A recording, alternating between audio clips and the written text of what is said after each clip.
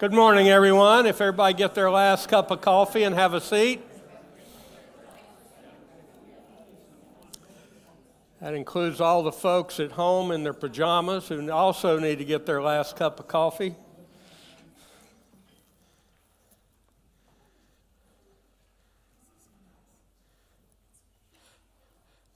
I want to welcome everyone to our spring regional housing forum. I think it's an exciting topic today on zoning and all the aspects of that. And I really appreciate the folks who got up this morning and showed up here at the church. I've asked Winnie, our rector here at St. Luke's, I'm a member, if she would give us a short welcome. So, Winnie.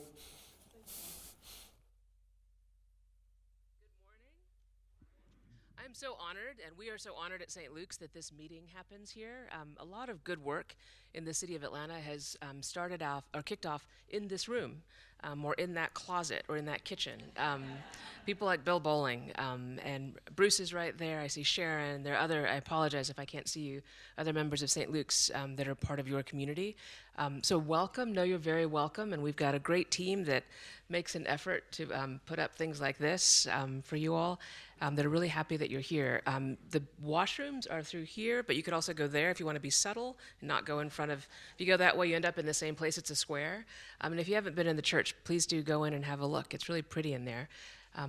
As you settle in, I know there's always some traffic and it's always a little bit of an obstacle course to get to this part of town.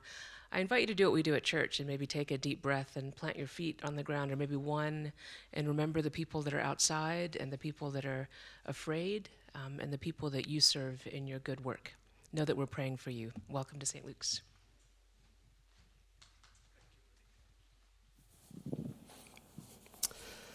Okay, let's begin as we usually do, just to see if there's any announcements for the good of the cause. Any meetings coming up or announcements of how you solve zoning for the city? Anything before we start? Anybody? Okay, good. Must be summer. Our schedule changes. I thought we'd start today with something that you, I'm sure, have seen and read about, a very, very positive step in our efforts to provide affordable housing in the city. And that is an announcement by the Woodruff Foundation for a $100 million commitment that's going to run through the Community Foundation. The city has also committed $100 million selling bonds, and then the Community Foundation had made a commitment to match that. So probably the biggest kind of announcement we've made on that amount of money up front, but we know it's just a down payment. But the question comes up, I think, how's it going to work? What happens when it gets to the Community Foundation? How are you going to work with the city? So I've asked our resident expert and the person who's going to be in charge at the Community Foundation, Sarah Kerr. So Sarah, if you'll join us and give us an update.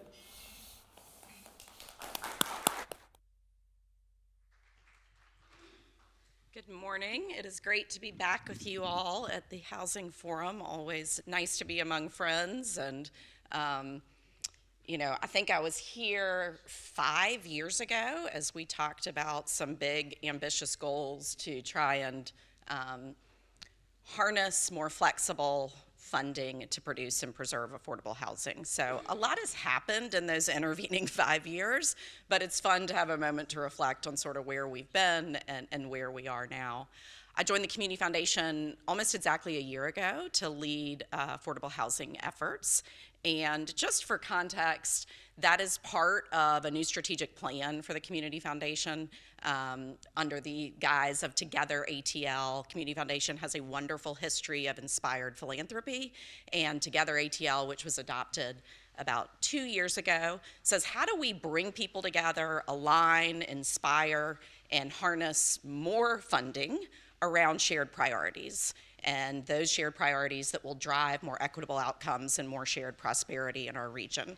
And no surprise to anyone in this room that housing is one of those four systems, one of those four pillars that the Community Foundation said we think we can go further together with aligned and coordinated funding. And so that's one of the reasons that I was brought on board, is to help lead and shape that effort.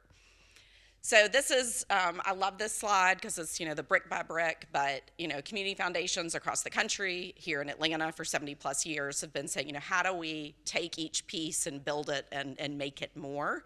And so bringing that, that ethos, if you will, of how we take various funding sources, stack them together to create more robust, more flexible funding for affordable housing in the form of grants, in the form of low-cost loans, and specifically around creating and preserving affordable housing.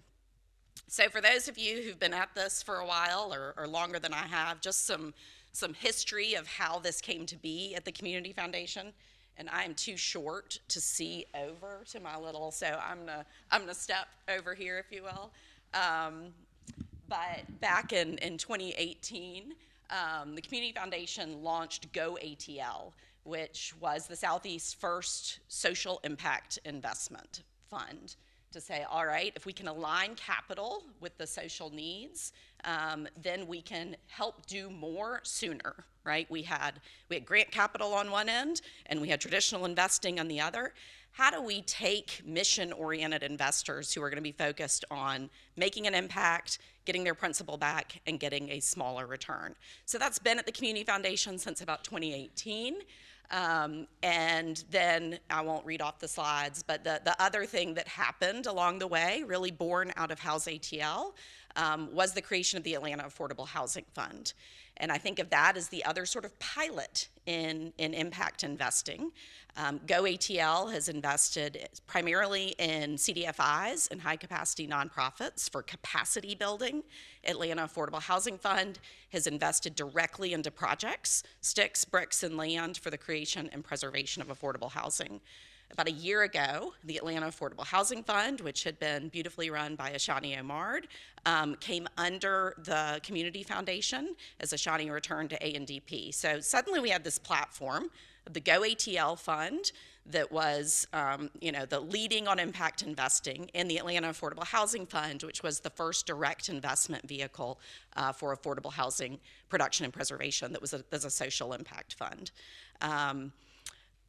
Around the same time, about a year ago, House ATL was stood up as an official entity, Natalie Kaiser becoming the first executive director, really recognizing that same thought around funding of how we can go further together, we can do the same in all the other aspects of policy, of shared priorities around housing in the city and the region.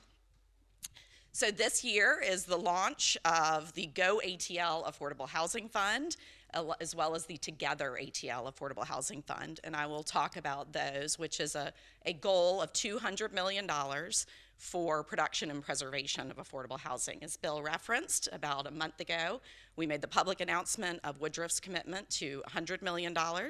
As he already said, that is a really meaningful down payment, right? But we know that even the 200, even the 300, we still have, more that is required over time as we achieve our affordable housing goals for our city and region. So the Community Foundation's housing strategy is around policy, programs, and production. So how do we support organizations that are working on policy solutions, like things we are talking about today around zoning reform, like statewide issues on tenants' rights? We know that we will need some systemic change, right, in terms of policy in order to reach our long-term goals, and so we want to support organizations doing great policy work.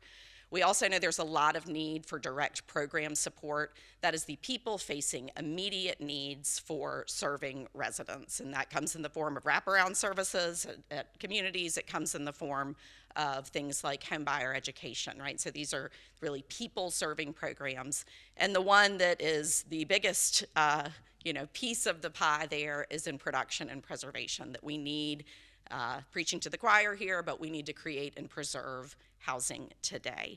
And so that is a big piece of the funding strategy. But I did just want to highlight that this isn't just about, investing in projects. It is about having grant funding for the policy work and for the programs, because we know there are a lot of different moving parts that need support.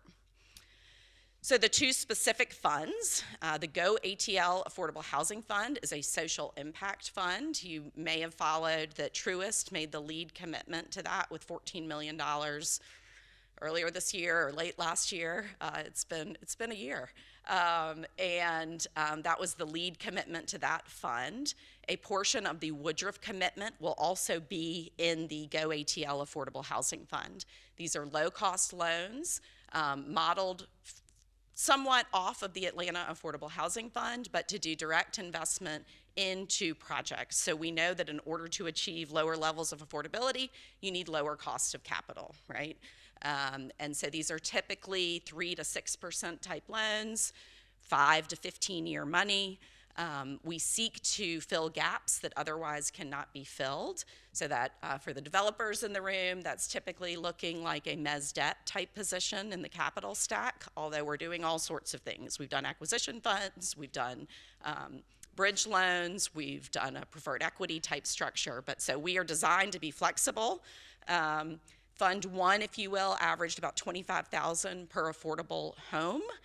Given the cost environment, the interest rate environment, we're assuming this one's more like $30,000 to $40,000 per affordable home, just to give you an order of magnitude of how we are thinking about how we can fill those gaps to get projects unlocked and or drive deeper and longer terms of affordability.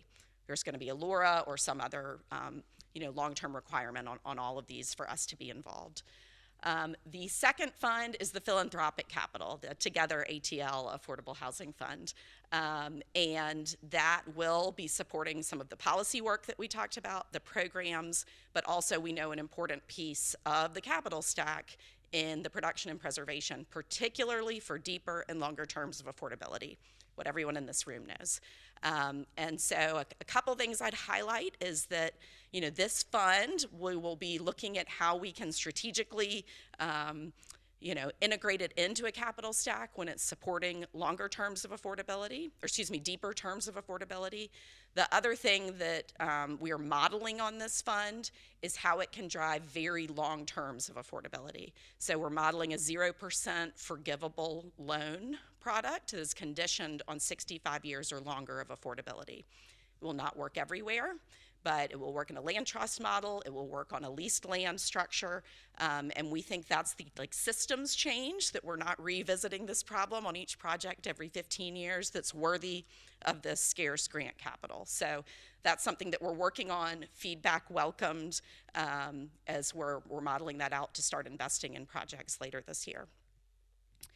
And then finally, everyone loves a good org chart, right? But Bill and I were on a panel last week, and he said, what are all these ATLs, and how do they all fit together? And we got House ATL and Go ATL and Together ATL. So a little org chart for everyone's orientation, and we will commit to not use any more ATLs in naming anything again. But Go ATL is the funding platform at the Community Foundation. We actually have an economic inclusion fund as well that's doing direct investment in small business. Different audience, I know, but just to give you a sense, this is a collection of funds. And as part of that platform, we have the Atlanta Affordable Housing Fund, $15 million fund, made the last commitment out of that in April. The Go ATL Affordable Housing Fund that we just talked about, $100 million of impact investment capital, and the Together ATL Philanthropic Fund, targeted at $100 million of grant capital. So we've got our $200 million there. And then House ATL, I don't think it shows up color-wise on here, that looks a little funny, is fiscally sponsored at the Community Foundation. And so Natalie is one of my most cherished partners in the office, as we are really looking for ways to work in coordinated fashions. House ATL, under its current strategic planning efforts, identifying the policy, education, programmatic priorities for this next iteration, and then continues to host the Funders Collective, the House ATL Funders Collective, that's looking at opportunities to both educate and hack deals to invest in them. And we are one of the funds that sits at the Funders Collective. So I just want to kind of help level set there in terms of process. And then finally, I think I've said it all, but Bill referenced the city announced a new $100 million housing opportunity bond that we will be coordinating with and aligning with.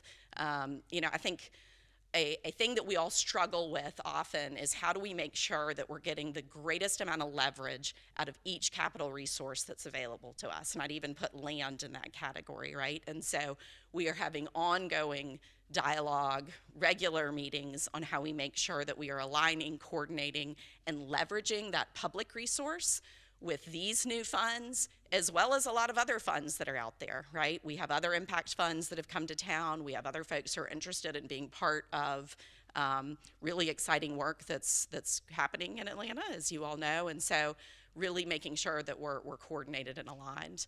We're expecting to have the first closing on the Go ATL Affordable Housing Fund in third quarter. So we are talking to people daily in terms of funding needs, building that pipeline and trying to make sure that we can fill the needs when other capital providers cannot. We don't want to do work that others can and should do, but we want to be able to be additive, specifically around serving target populations and serving deeper and longer terms of affordability for that long-term change. So still a work in progress.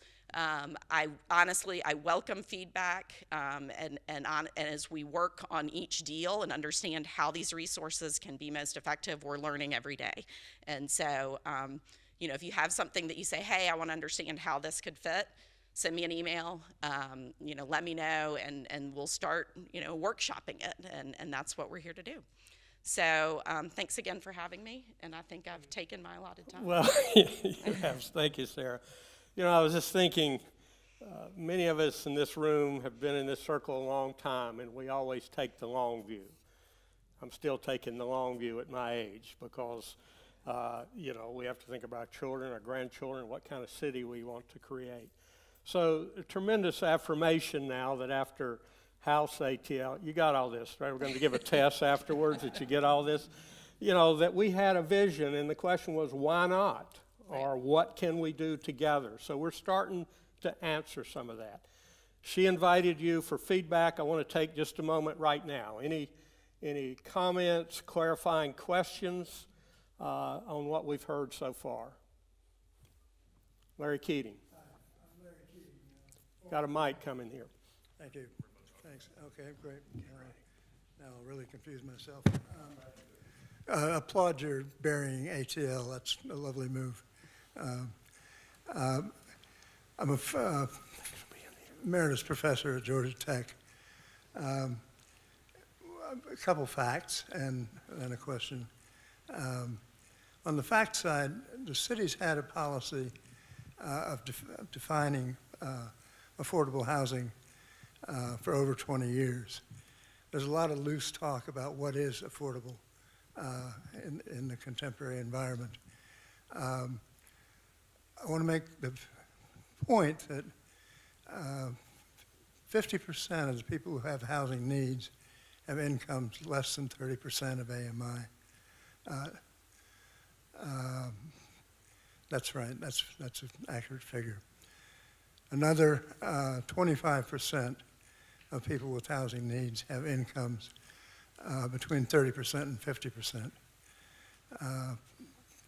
Those are the people who fit the definition of cities, definition of affordability, which is less than 50% of median income.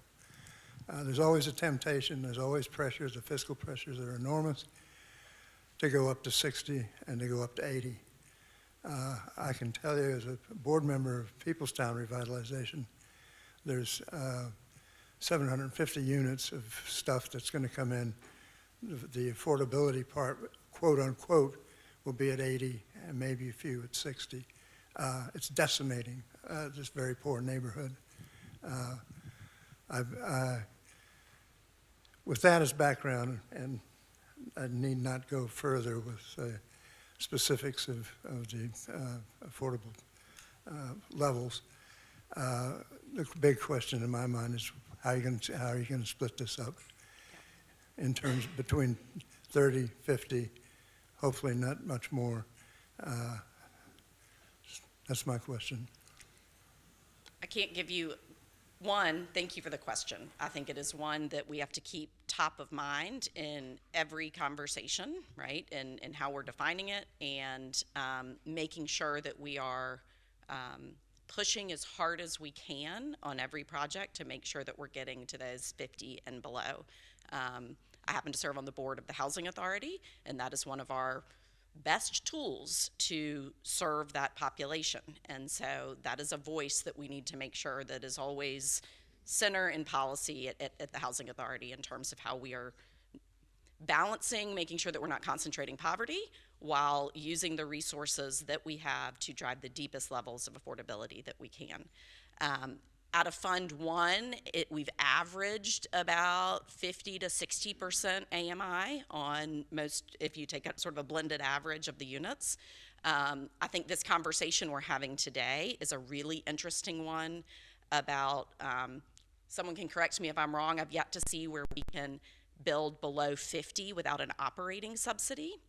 And so how you create new models that serve below 50 without an ongoing operating subsidy is a big thing to wrestle with, and perhaps some of the zoning conversations can help us there. I don't have a firm answer, but we have served from 30 all the way up to 100% for home ownership through land trust models. And I'd say about a third of projects that Partners for Home have done, we have been a part of. So we are very focused on making sure that we are getting to 30 and to 50, and recognizing, though, that you need a sustainable model that doesn't either has or doesn't require an ongoing operating subsidy. So that is a major focus, though, of the grant dollars, right, is that you just, you're going to need those grant dollars from the start, leaving questions about operating needs. But understood and appreciate the question. Any other, Maria? Yeah, Maria, support a report. What thoughts or advice would you have on zoning reform and encouraging housing affordability? I'm looking at Kieta because I served on her board for 4 years. You know, if I could make it be, right, queen for a day and could change hearts and minds, I think that every neighborhood needs to wrestle with and address the trade-offs associated with significant changes to underlying zoning. I think the only way to make it happen is in a place-based, community-based way where residents and stakeholders can wrestle with those trade-offs, right? And there are places where 12 plexes and 8 plexes and, you know, the gentle density, as one of my former board members used to always say, is going to make all the sense in the world. And there are others where really concentrating on corridors and hubs is going to make sense for that transportation network and so forth. So if we could somehow, you know, this is queen for a day with powers that no one possesses, but somehow really create a system that forces those trade-offs, that says, no, it's not a question of if you change, it's a question of how you change.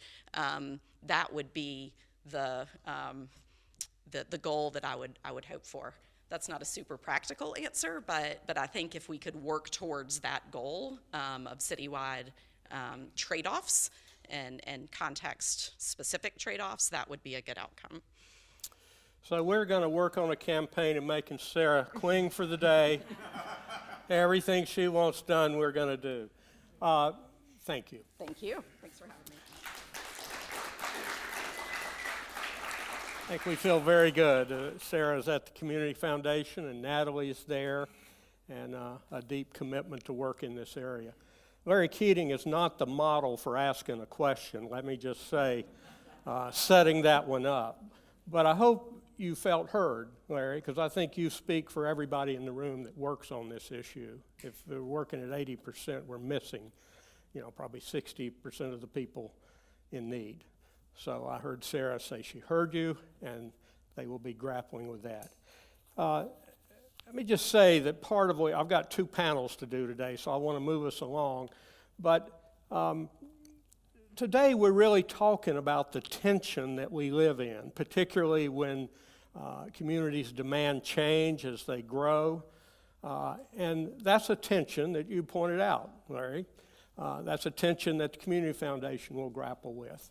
So as we think about decisions we have to make, we might think these are all the right decisions and these are all the wrong, but at the end of the day, we have to work with those tensions and find what works for community.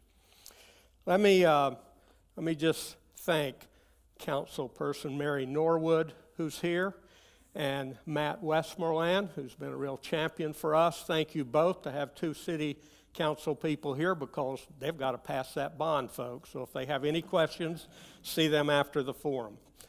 So let me kind of set the stage for the panels. I'm going to read this, so I'm not a good reader, but so I can kind of set the stage and cover things. Zoning regulations often dictate minimum lot size, parking requirements, construction materials, the density of developments, the prohibition of certain housing types, height restrictions, setback requirements. The result is the prohibition of smaller housing options, including accessory dwelling units, duplexes, triplexes, quadruplex developments, and more. So this is part of the tension that we live in, because everything that got passed had a need to be passed at that particular time. But then as communities grow, we have to look at each one of these and say, is that working for us? Over decades, these restrictions have led to severe housing underproduction, making home ownership and renting unaffordable for millions of Americans. Zoning reform is one method to create more housing, course-correct decades of housing policy choices that have led to a nationwide housing affordability crisis, and create more housing options for a growing and changing population. So we're going to discuss why zoning reforms are needed. And we're going to look at examples within our region of where communities have grappled with it and made some decisions to move forward. So I want to invite my first panel up, Understanding Zoning Reform. Kristen Allen from the Atlanta Regional Commission, formerly from Decatur. Matt Norris from the Urban League Institute and co-author of report Reshaping the City. Matt, I know this is your first housing forum. We assured him he didn't have anything to worry about as we bored in him on his study. And then our own Sharon Gay from Denton's Law Firm. And as you remember, Sharon has been a champion and worked in this area for many years, ran for mayor. So thank you all. So let me start. Kristen, I'll start with you. There's a nationwide housing crisis. What are some trends in the metro area that you could point to as a way as zoning as a way to help address housing crisis in the area? And I'm really looking to you from ARC, because we have a very diverse region, and we know if something works in Decatur or Buckhead, it may not work in Roswell or some other place. So what are you seeing as far as trends? Hello, everyone, and thank you for having me today. My name is Kristen Allen, and I joined very recently, a few months ago, with the Atlanta Regional Commission. And I'm part of a two-person housing team at the Atlanta Regional Commission. Renata Madison, who checked you in today, is my cohort there. Where is Renata? Just in the back. Person you need to know. I just want to preface this by saying that housing has really risen to the top as one of the three top priorities of the Atlanta Regional Commission, up with transportation and infrastructure planning. So that's why there's such an emphasis on housing right now in the Atlanta Regional Commission.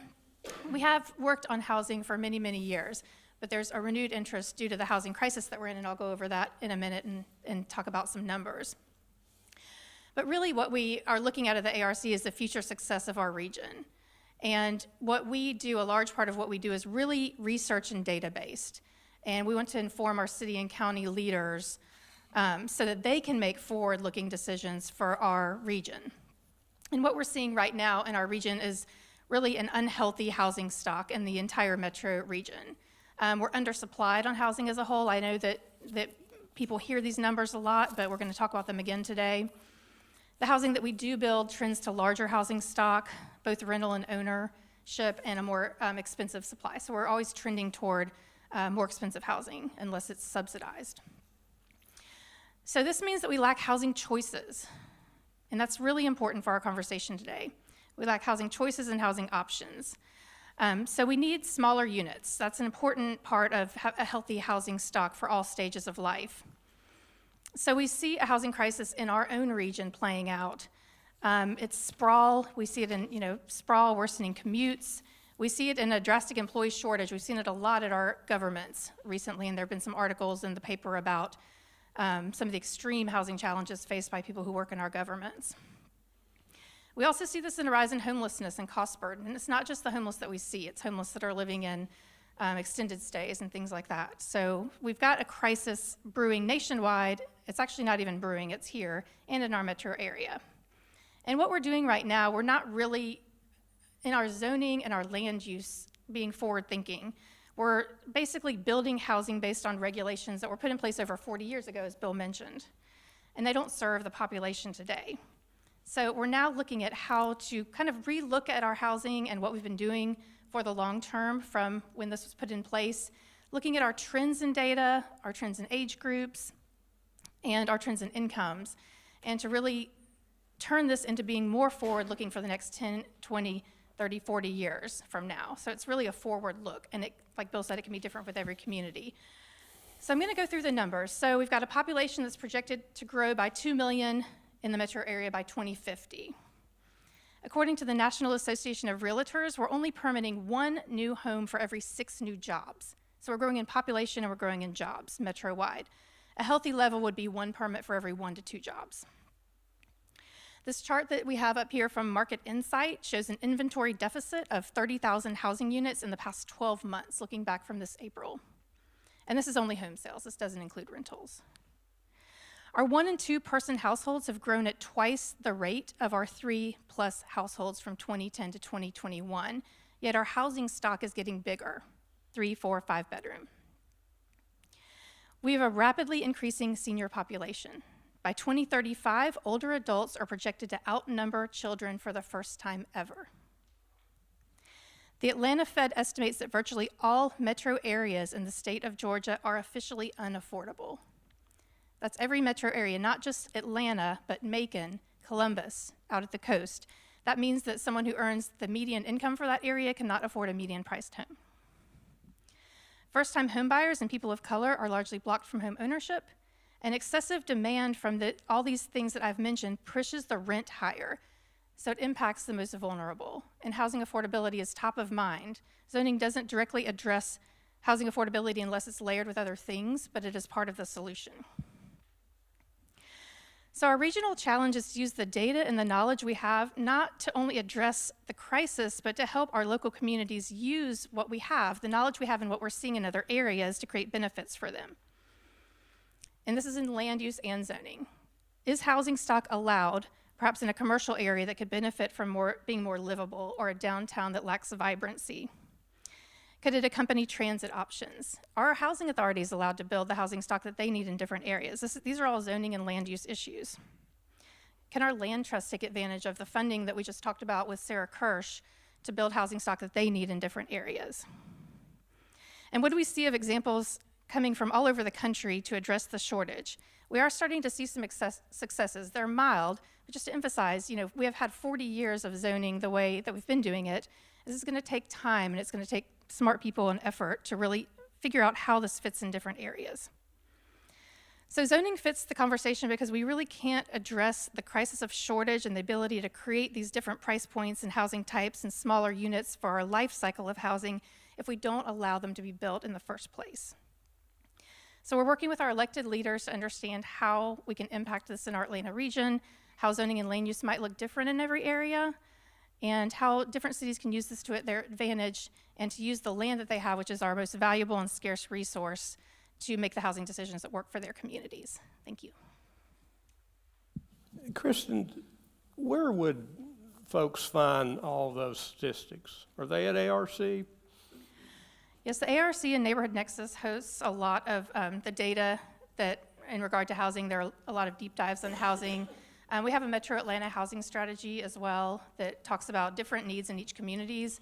And what that tool starts to do, it gets into a more of a community-based level, but it really starts to look at the housing costs and population trends in each area and break those down into a more granular level. And that's really what we need to do in this conversation. And I believe Sarah also touched on that, is each community, each neighborhood is going to look different, and how do we apply those strategies? But I think at ARC, and if I can just expand a little bit on what ARC can do in our capacity to help and to work with our partners that we have in the region, is to really evaluate from a data level the needs and the demands in each city and county or at the community level as needed. Because if we understand the needs and the demands of each area, we can make informed decisions. And we can use the data instead of just going out and seeing something being built or seeing cranes to understand what's being built, who does it serve, how does it fit in our communities. So that'll help us understand how to increase housing at different sizes and price points, where we put it, how we fund it, and how to incentivize what a community needs. Because just this base level of zoning can get you to a certain point, but there are other layers that we see happening in different communities that can help with things like affordability or incentives. So we want to move forward in an educated way. So we have 3 different types of programs in the ARC. We have the Livable Centers Initiative that's funded through the ARC. Those are reports we can work on with cities and counties. We have comprehensive plan updates, and we have community development assistant programs. And I wanted to point out that this year we had 15 submissions, and we only had 1 housing-related study. So at the ARC, we really understand that we need to do more housing-related studies. We need to work with our local governments to see what their needs are and to help them with these studies, and to work with our partners if the ARC is not able to provide this. And the ARC does handle an 11-county region, so we work within that area. But that's an area where I think we can really start making impact, is helping elected officials be educated on what their needs and their housing needs and their housing demands are, so that they can make informed decisions. Let me just ask one more question, not one we talked about, so I'll throw this one to you, Kristen. You were working in planning in a municipality, Decatur. We're going to cover that in a few minutes. Now you're at ARC with how many counties? 18 or 12 or 11 counties, yeah, all very diverse. How's your job changed from focusing in a community, trying to figure out what's the right thing for that community, versus being in a place, ARC, who is very diverse? Some people very resistant to even talk about this subject. What's the difference in your job now? Huh? Yes. Being more politically correct, you wrote down your answers for me, so I... Yeah, so, my time in Decatur is such a unique area because it has 3 transit stations. It's always had duplexes, triplexes, and quadplexes until they were eliminated in the late 80s. It is a dense city already. It's walkable to everything. So Decatur is very expensive now, so it's about bringing opportunity into that area. So at the ARC, the way that my job has really changed is having to look at the unique qualities of every area. Some areas are not expensive in the way that Decatur is, and they need just more housing stock in general. Some areas need more kind of larger workforce housing. Some have aging senior populations and may need options for them. And I know that there is kind of fear and resistance, but I think what I really tried to talk about in Decatur is how to use zoning and land use to a city's advantage. I mentioned it a little bit in just the different ways that a city can bolster a downtown. I'm working with a couple communities that really want to have more vibrancy in their downtown, but they don't have a lot of housing, so that's one way. So to really try to look at the advantages there, but to understand that we don't have uniformity really in our area. Every area is so unique. But really, most areas need housing, rental housing. Most areas need home buyer options. Most areas need senior housing. That's just due to the demographics and the job creation that we have. So to look at the needs and demands from each area is kind of where we try to stick with the ARC and really stick with the data so that we can be informed in what we do. Thank you, Kristen. And a term I often use is we need a container to hold the ideas and the plans and the vision and to be the convener. ARC is that. around affordable housing in our region. And we need that. If we didn't have it, we'd have to invent it right now because we need some kind of place where things connect. So thank you for being there. I want to invite Matt Norris. Boy, we were lucky to find Matt, who actually has done a study that we're going to look at because we're really trying to understand what are the trends, you know, what's happening around the country as well as what's happening around the region. So Matt has actually done that study. Matt, I don't know if you want to stand up or sit down, but you're good? All right. Well, welcome to the Regional Housing Forum. Go Thanks. ahead. Good morning, everyone. Again, thanks, Bill. I'm Matt Norris. I'm with the Urban Land Institute. I'm guessing many in this room probably know ULI, but if you don't, we're a nonprofit research and membership organization with about 47,000 members across the globe, and a mix of all types of different backgrounds in terms of folks involved in land use. And I work specifically for our Healthy Places program. So all of my research and work with ULI members is related to how development, land use, and planning can support healthier buildings and communities. So as Bill mentioned, that's the only slide I got. Yeah, just want people to be able to find the report. As Bill mentioned, I was lucky enough to work with some other colleagues and a lot of ULI members and partners to look into the wave of zoning reform across the country. And I'm guessing that many, if not all in this room, have been following a lot of what's going on with zoning reform. But I don't know about you, but I really feel like there is such strong momentum and a reckoning with how traditional zoning over the last 50, 100 years just really isn't working in just about every community across the country today. It's not setting communities up for success in terms of livability goals, housing affordability, health, and sustainability, and is just preventing the type of development that communities need, especially as related to housing affordability and attainability. So the report really provides some of the history. Again, I'm guessing most of this really impressive group here knows a lot of this, but just I think it's really important to ground any conversation in the fact that, you know, I went to planning school and I was taught that zoning came out of a push for public health in cities, which is true to some extent. Making sure that buildings didn't block light from the street, that housing was separated from noxious industrial uses.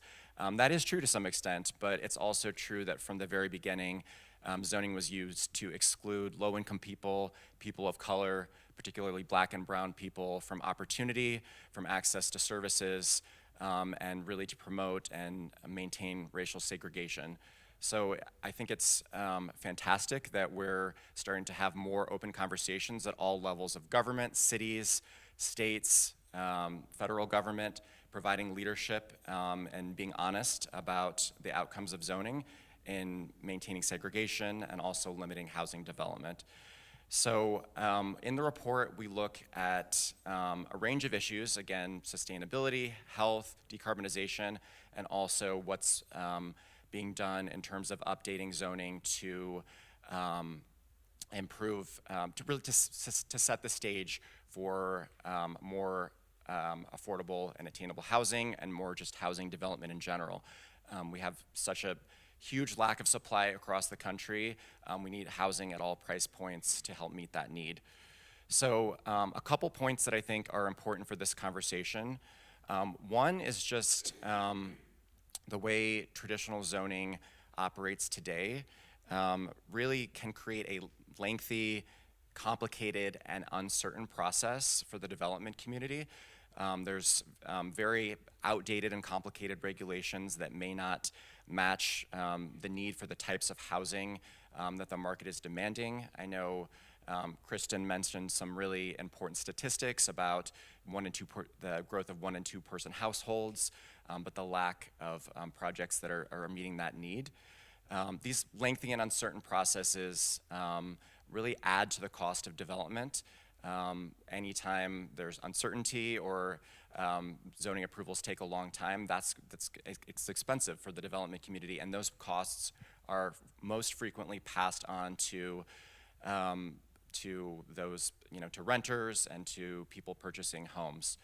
And outdated policies might also require certain features that just aren't needed. I know there's been a lot of work in the past few years in Atlanta on updating parking policies, but one of the things that we have seen across the country that really just scuttles affordable housing developments or makes housing more expensive is sort of excessive parking requirements that don't match market demand.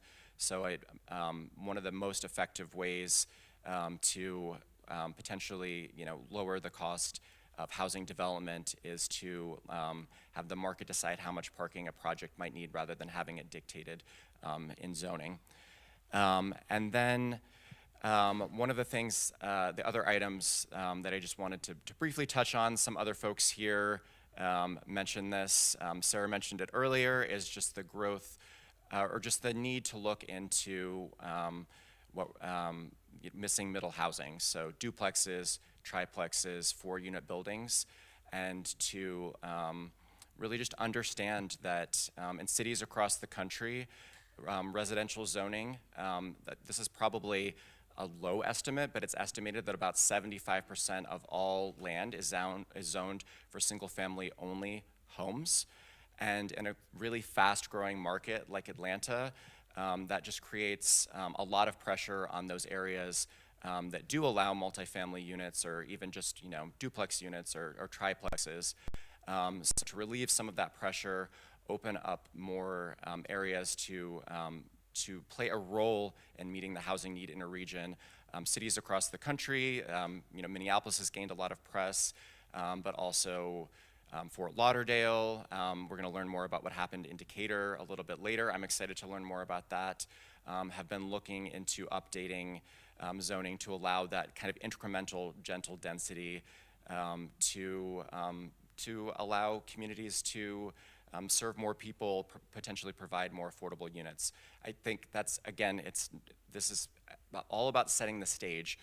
That change alone is not going to solve the affordable housing problem. We need to focus more on production, preservation, the work that Sarah's doing, but that's one ingredient in trying to, in efforts to provide sort of more equitable and diverse housing options across an entire city. So I'll pause there. Well, let me ask, is there something, the things you mentioned, parking, land use, zoning requirements, they affect the cost, of course. Anything unique about Atlanta, as you've looked at, you mentioned Minneapolis is doing some innovative things. Anything about Atlanta that is a particular challenge you see here or innovation that we are participating in? Yeah, I'd be curious to hear what the other panelists say about that. I think every place is unique, and every zoning policy, whether it's whether a city is moving forward with a comprehensive zoning update, more targeted zoning reforms, obviously the conversations around updating zoning need to be tailor-made to a local area. But in terms of the underproduction of housing, the need for zoning reform that recognizes the historical inequities that it's created and the need for more housing choice across the region, I do think there's lots of similarities with at least fast-growing cities across the country, hot markets, a need to look at what changes should be made citywide, what changes can be made in a more targeted way around upzoning around transit, affordable housing requirements. Atlanta is obviously a unique place and it needs its own unique solutions, but there's a lot to learn from what's going on across the country in fast-growing cities and regions as well. So I'm going to turn to Sharon because Matt's not going to answer my question, I can see. He was trained over at ULI how to answer those questions. Sharon, you actually live here. You're a policy attorney. You've been involved through the years, including being on this panel. Anything ring true of what Matt and Kristen said? What's your experience? I have a lot to say about this topic, but we'd have to order lunch. So I'll try to keep it a little more compact than that. First of all, welcome to St. Luke's, my home church, as well as Bill and Bruce and others. I'm billed as being at Denton's. I will tell you that I am in the process of winding down my practice. So anything I say today is not the firm's position, not related to a particular project. It's just my learned experience over a number of decades. I've done a lot of rezoning of industrial and low-density commercial properties to high-density, walkable, urban, mixed-use properties, thousands and thousands of housing units in that. Worked a lot over the years with Atlanta Housing Authority. As Bill said, I've had a lot of experience really on the policy side. Like many of you, I chaired the A&DP board. But the thing that is where I want to start today is if you go back to Sarah's slide with all the history, what she was too modest because she was our executive director at the time to mention is ULI Atlanta has a Livable Communities Council, which I've been involved in since the inception, and we decided in early 2018 this issue was bubbling up, affordability. And so we decided to do a deep dive and do a study, put together a task force on affordable housing. And Mark Pollack and I co-chaired that study. And the fundamental question we asked was, what are we solving for? Where are the gaps? We decided to study the five core counties in the city of Atlanta. Where are the gaps? Where are the gaps relative to income? And how do you go about solving for that? And how do you create production to reduce that gap? And Professor Keating and I did not conspire this morning, but I will tell you, there were two main findings from that question about the gap. The first was there is a significant gap for people making, 0 to 60% of the area median income, particularly in that 30 to 60%, particularly once you factor out the housing authorities, as Sarah mentioned, and that was a huge gap. That's mostly going to be rental. Most of those folks are not going to be able to buy a house because you might have a car payment, you may have a student loan, you just don't have enough household income. So that is predominantly a rental market. Let's call those folks the apples. Then we had another gap in the kind of 90 to 120% of area median income, primarily around home ownership. And that's some of the data Kristen, I think, was telling us about. And that's a different gap. It's a different housing product. It's a different affordability challenge, but it was a gap as well. So let's call them the oranges. So we've got our apples and our oranges. Now, we have just started the process of updating that study. So to your point about needing data, hopefully we'll have some new, fresh, good data about, have we made progress in either of those categories? Have they gotten worse? Has one gotten a lot worse than the other? So that's, I think, an important information to have in tool as we think about what we're up to. Second point, and others have said it, and I know everybody in this room knows this, but there are vast differences across the region, both just in terms of policy, in terms of housing demand, in terms of tolerance for density.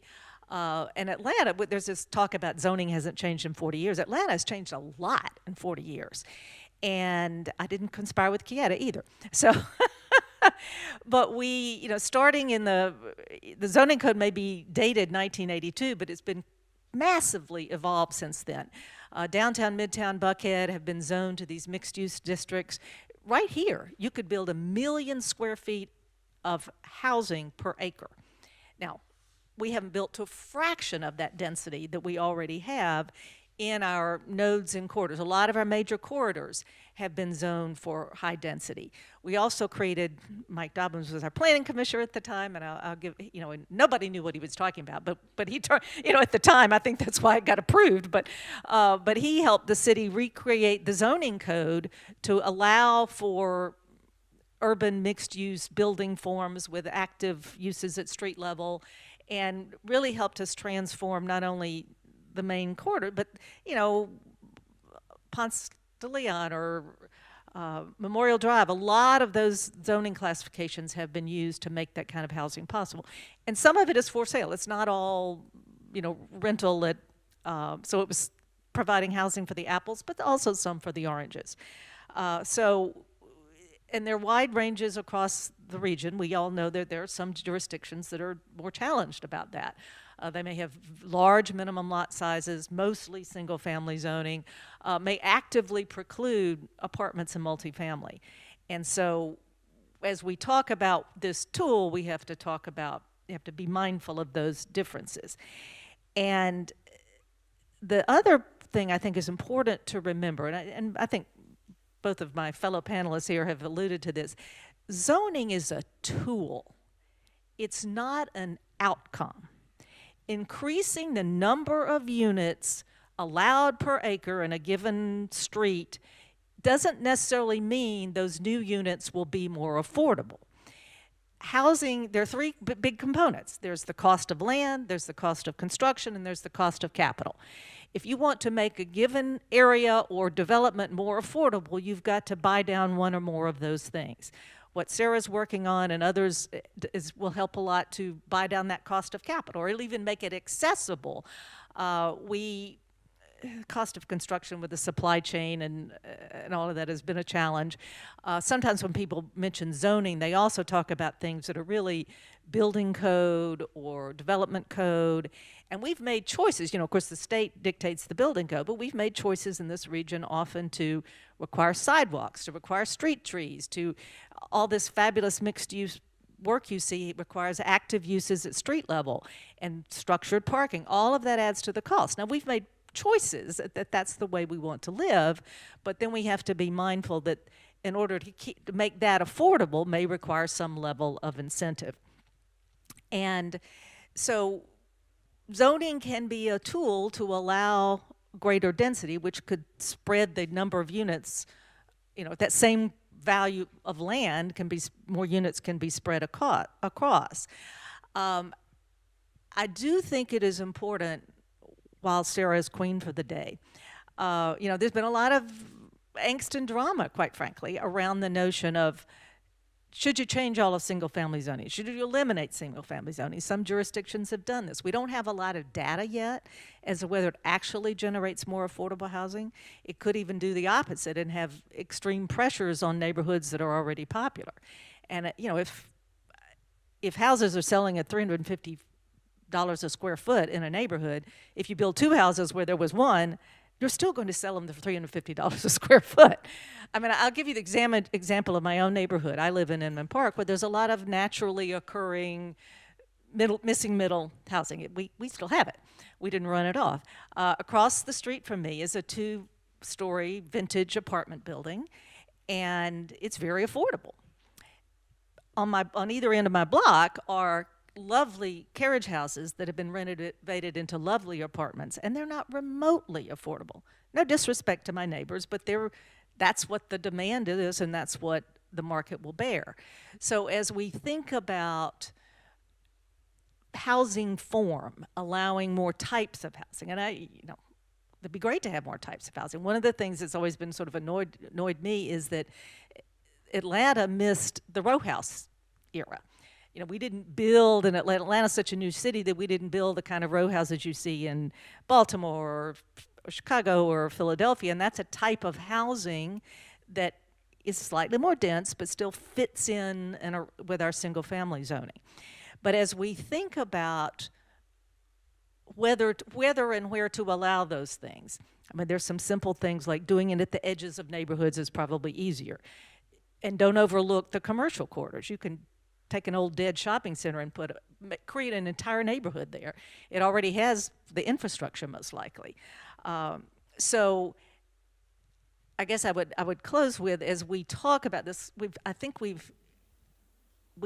in the city region, we spend a lot of time talking about the missing middle, which I think is housing for the oranges. Oranges need housing. There's pressure there. And there are things we have to do, but we need to be really mindful that we aren't forgetting about the apples. And we need to be realistic about what is required to produce housing for the apples, not just the oranges. Thank you, Sharon. And she did have 2 hours of comments that we wouldn't let her make, but know that she's a tremendous resource. I'm a little behind schedule, but I want to open it up for this panel to ask anyone or a specific person about anything they said. Mike, I see your hand. Now, you know Sharon gave you a lot of credit there, Mike, so don't blow it now. Anyway, Thank you, Sharon. Thank you, Bill. Thank you, panelists. I have given a handout that I ran short of, so a lot of people might have a handout. And I want you all to read it and think about it, because what I'm trying to do, which is what I think Sarah's trying to do, is to really look at this issue much more comprehensively than picking out a single element and then pushing it at the state, local, and national level throughout the country. That leads you to the question, follow the money. Why is this happening? There was an article in the New York Times Magazine this week, it's available. It talks mainly about housing in Vienna. I won't go into that. What it did note about the United States is that the asset value of property has risen multiple times more than income. So I think if we're really looking at sources and causes, you've got to do what Sharon mentioned. You've got to look at land costs. You've got to look at construction costs, which is big, finance costs. Zoning is a little piece of regulatory costs. So the idea that you can pick a one-size-fits-all, oh, if you just fix the zoning somehow, all those people that Larry's talking about in terms of where the need is get only a reverse.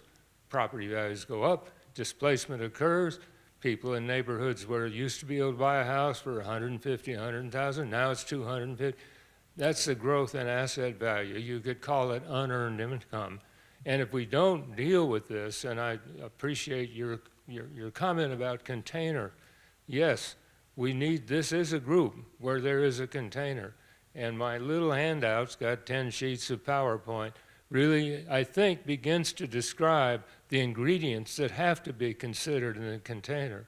So to pick out one thing that actually does not work, and we've done research in Minneapolis and Seattle and Portland, single-family zoning has the impact of raising costs where it is, of raising taxes, of raising insurance, and stimulating speculation, and it doesn't produce much. Little thing here, little thing there. Another giant misconception is this idea of somehow missing middle belongs in the middle of single-family neighborhoods. No, it doesn't.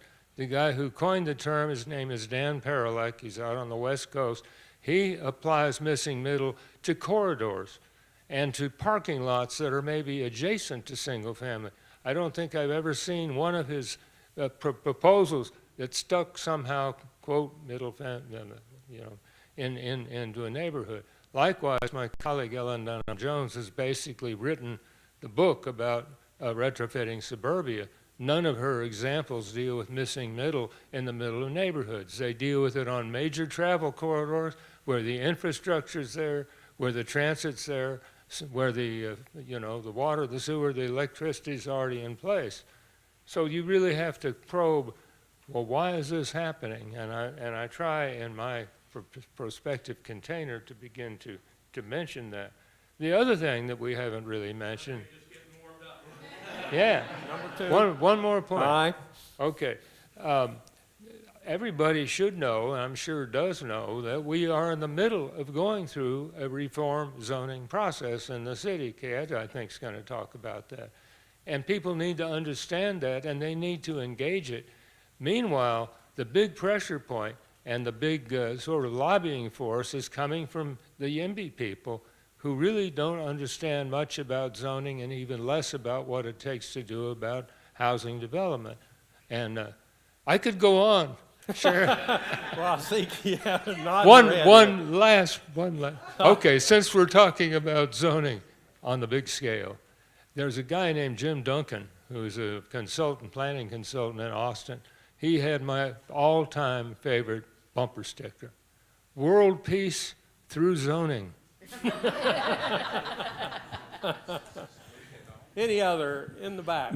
Bill, I have a quick question. Okay. In our research for this forum, we learned from the National Association of Home Builders that regulations, didn't use the word zoning, but they used the word regulations, added $90,000 to the cost of a housing, of a new home built. Thoughts, comments about the cost of regulation in affordable housing? That was a question for the panel, George. Yeah. Anybody Yes. want to comment on that? I'll start, since I kind of alluded to it near the end there. I did look at that same study and have seen those kinds of things before. The biggest chunk was the building code and changes in the building code. The actual zoning process was a small portion of it. The other elements were the fees, impact fees, fees for processing the application, fees for processing all those different applications you have to do. And then the cost impact of the kinds of qualitative things that I was mentioning earlier. And I'm trying to sound neutral about this because these are choices either that have been made at the state level or have been made at local government levels. And, you know, sometimes you hear, well, just roll back all the regulations. Well, I'm not sure that's the quality we want. And then particularly say, well, roll it back for affordable housing. Okay, you got, people get, you know, my apples don't get sidewalks. But we've got to be realistic about making sure that we are not overdoing it, or we don't have excessive or conflicting regulations, that we're not doing more than we need to achieve the goals. And then we also, I think, have to, particularly when you're talking about deeply affordable, be realistic about there's going to have to be some sort of public and or private subsidy or gap to fill that gap, because the market for the units market price for units isn't going to cover all those costs. I think Rick Porter at Georgia Tech uses a number 40% additional costs for all those. Some of them are good, some of them we could look at. Question in the back. Yes. Who are you? Tillman Ward, Historic West Side, Vine City. My question would be for Ms. Gay. She did an excellent job on identifying Atlanta as being unique. And some people say we're unique just like everybody else. We say we're historical. And I think we had a former mayor said, just because you're old doesn't make you historical. My question would be for Ms. Gay, in terms of zoning, what are the tools you found that help promote and preserve the historic uniqueness of our one-of-a-kind Atlanta? Another factor, historic. Well, that's right, starting with my neighborhood. But, you know, Mr. Ward is one of those who's been at this for way longer than most of us. They've been started thinking about it. And that is one of those challenges. I think that's one of the things the Queen for a Day alluded to is how do you respect the various elements of our historic neighborhoods, both as to the type of house, you know, my neighborhood is very distinctly Victorian, the lot patterns, and then sort of the character of how the neighborhood has evolved, and I'm not talking about whether it's brick or wood, but the character of how the neighborhood has evolved, who's lived there, who's invested in the neighborhood, who's been the one to go to the meetings about new parks and advocate for better schools, and how do you honor and protect that? I want somebody to figure that out. But it is part of that, being really mindful of not a one-size-fits-all, but really drilling down into what works for a given community. I think part of the answer is, particularly when you've got neighborhoods like, use the West Side example, where there's a lot of pressure right now, a lot of development pressure. There's been public infrastructure investment. The Beltline was another example. There was this massive public infrastructure investment, and what happened? The prices of the land went way up. And some of the things that you can do are start for the public sector and or the philanthropic sector to have ways to control that land, purchase the land, have land trust elements, so that you can keep the land cost low enough that you can still build housing that's affordable to the people who've always lived there, not just the people who come along. All right, I'm going to move us along. I'm about 5 minutes over right now, and I got 3 people dying to ask long questions. So I'm going to try to get through just a couple quick questions, quick answers. Yes. Sure. Karen Hatcher, Sovereign Realty Management, Atlanta Realtors, and House ATL wanted to give some additional just comments around zoning as it relates to once we do increase the zoning on a property, zoning these developments out of city services. So the end buyer now has to pay for a homeowners association that has private trash, private submetering. Those additional and high HOA fees will raise their mortgages and price them out of being able to acquire those properties and purchase them. So from a public regulation side, how can we address the public service part of this zoning requirement when we do increase the density? So even though we have more units, they're still priced out because of HOA fees. Quick answer? Matt? See this anywhere? Kristen? So are you talking specifically about more missing middle, like duplex, triplex, or just all like small apartment buildings? Communities, I would say townhomes specifically, a lot of those are going on smaller lots in town as people develop the inside, especially city of Atlanta proper. We're seeing a lot of small lots for townhomes. Those communities are not able to get public trash service. They're not able to get water services through the city. They have to pay for exorbitant fees, and I'll tell you, even managing these communities, I have to go through 15 different companies that say, we won't service this area because of the zip code, and if they will service it, the prices are so high that the HOA fees become so high that they're no longer affordable. All right, we're going to take that as a statement with no answer, because you framed it very, very well. There's a question here quickly. Quick question. Yes, you are. I'm sorry, Terry Montague, Emory Law.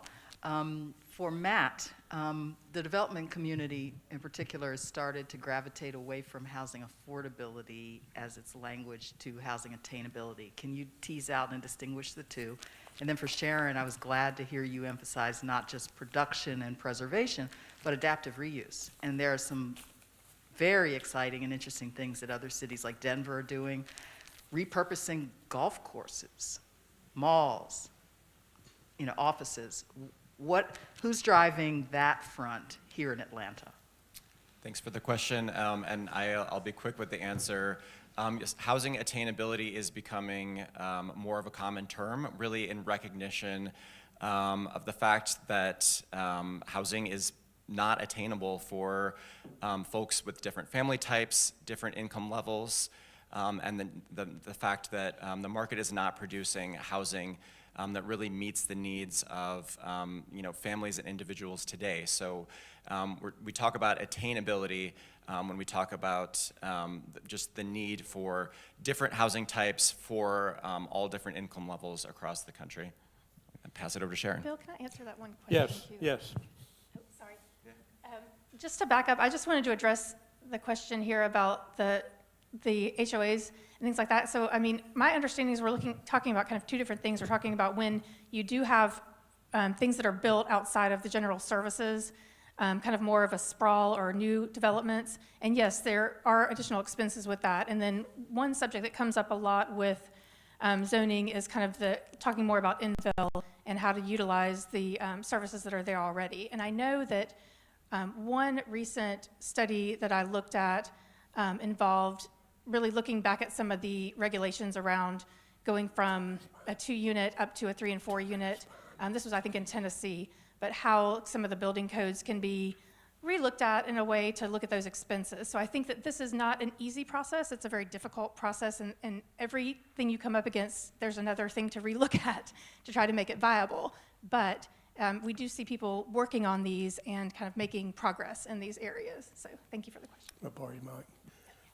One last question quickly, Maria. Yes, this is for Matt, Maria Supporta report. Have cities been trying to use incentive zoning, say providing extra density for communities or projects that would have greater housing affordability or attainability, historic preservation, and tree preservation, which I think, if a developer is really wanting to save trees, save buildings, create density, could they get some variances in zoning requirements? I think that was a short question from a journalist, but Sure. Absolutely. Cities across the country do use incentives to promote affordable housing, features that support housing preservation and historic features, trees, everything that you mentioned. Some of the cities that are using incentives do so with overlay zones in specific areas, for example, around transit, or where they're trying to promote infill development or walkability. Incentives are also used in cities that have inclusionary zoning, so that's zoning that requires a certain percentage of affordable housing to be built alongside market rate housing. And there's been a variety of studies over the years of cities that are using incentives and or inclusionary zoning, of how effective they are. And the evidence is a little bit mixed, but there are some studies that show that it can definitely help promote integration in terms of by income level, by race and ethnicity. But the evidence is a little bit mixed, and there's more work needs to be done in terms of studying the effectiveness of incentives. May I add one point to that, and I hope you and I will figure it out. Because I can't tell whether Eric Kronberg is here, but he always reminds us, no success without math. And in density bonuses or in bonuses for density for doing this and that only work if that delta of units you're allowed to add pencil out with the overall project. So we've got density bonuses scattered all through the Atlanta City Code, and I've never used one. Probably never seen one, because the amount of additional I would posit to you that the amount of additional units doesn't pencil out with the additional cost involved in either complying with the incentives or providing the additional units. I'd love to see it work, but we have to figure out the math. Please welcome this panel and thank them for being here. Thank you, Matt. Thank you, Sharon. We promise you an equally interesting panel coming up, and I would like for my next panel to come up front. One of the things about a housing forum, and you talk about something that's so broad, is we really just get a taste, right? Because any of the panelists could have taken the 2 hours. They were that knowledgeable. The same goes for the next panel. We're going to actually look at some programs that have worked. So also, I just asked George, Mike, we'll get your piece that you passed out. We'll get it where people can access it off our website. So thank you for that. All right. We're going to start, as the panel comes forward, we're going to start with a video that kind of helps frame this next session. George?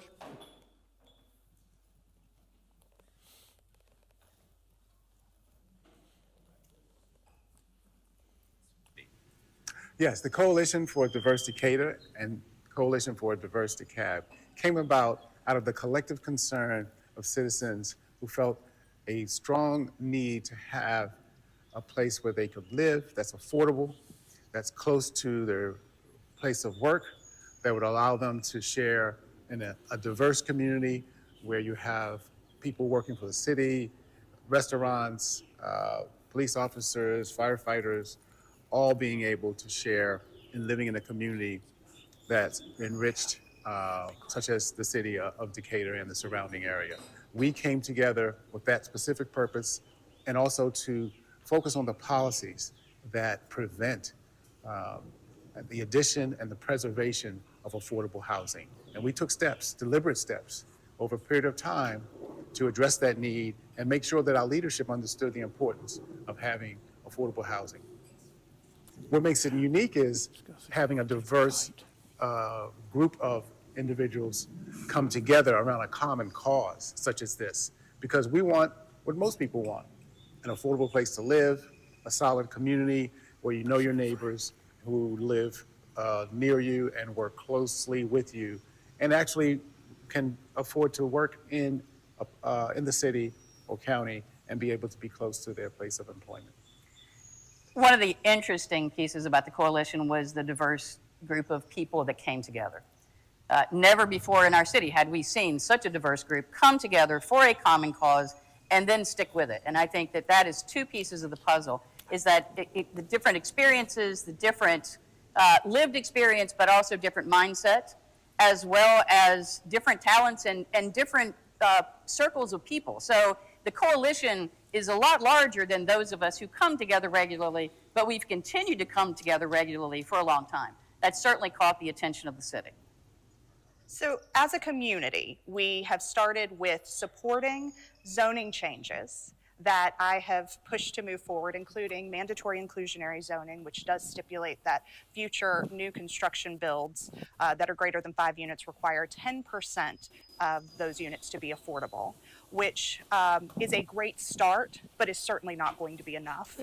We've also worked as a community to repeal exclusionary zoning, which for us was incredibly meaningful. At a time when our communities were transitioning and our diversity was waning, we lost the ability to have duplexes, triplexes, and quadplexes in our community unless they were already standing here. It made it very difficult for people who owned those units to renovate them or to modernize them, and it made it virtually impossible for anyone to build new versions of those. Now that we have changed the zoning ordinance to allow that to be possible in our neighborhoods, we have another tool in our toolbox that will allow us to increase housing diversity and potentially directly affect affordability. And I live on Drexel Avenue, which has every kind of affordable housing option you can think of. And in our work towards gaining missing middle housing and getting the zoning repealed, I was able to activate my community and get everybody on board because there was a very strong voice against doing that. And so I was really proud of how our community was able to come out and show up. And as a homeowner myself, I wanted to turn my house back into a duplex. It's over 100 years old and used to be a duplex, but that was outlawed. And so now I have that option. And some, people might take advantage of that, but there are so many others who are going to do good things, and we have to allow good things to happen in order for change to occur. That's right. And while these incremental steps are helpful, they're not enough. We really would like to see more ambitious mandatory inclusionary zoning changes that stipulate even greater numbers of required affordable units in new construction. We would like to see some method of funding to be able to support things like the Decatur Land Trust, which is working to preserve or create permanent affordability in our community, which is going to be critical as land prices continue to increase and building costs continue to skyrocket. For our seniors to be able to stay in our communities, we have to make sure that there are issues that we can handle with taxes, with the increase in taxes that have made living in Decatur prohibitive for some and a struggle for even people like me. I've been here 20 years and I can tell you that while my tax rate has increased 200%, my annual income has not. And I am sure that I am not the only member of the community who is experiencing that pinch. So it's critical that we match zoning with real solutions to be able to marry those together to get real results. Right now, what we're doing is good, but it's absolutely not enough. We need land, we need development, we need space, we need incentives for builders, we need values-based builders and developers who are willing to do this as a part of their company mission and purpose. We need community support to recognize that diversity in our communities is not a bad thing. It actually improves the quality of life and the home values in communities. When you think of Decatur and specifically these little pockets of Decatur like Oakhurst and like Lenox Park and like downtown, what makes them so great is that we have differing points of view and people with different talents who come together to create the events and to create the family-like atmosphere that we all love here. We cannot do that without diversity, and we can't maintain diversity without affordability. That's right. It's impossible. And one more thing you need are elected officials who support these actions. And Commissioner Meyer has been absolutely key in that. So we need to work to elect leaders who really believe in affordable housing and creating change.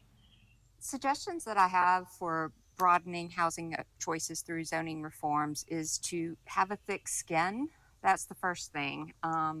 You're going to learn a lot about your neighbors and friends as you work to change the laws for the good.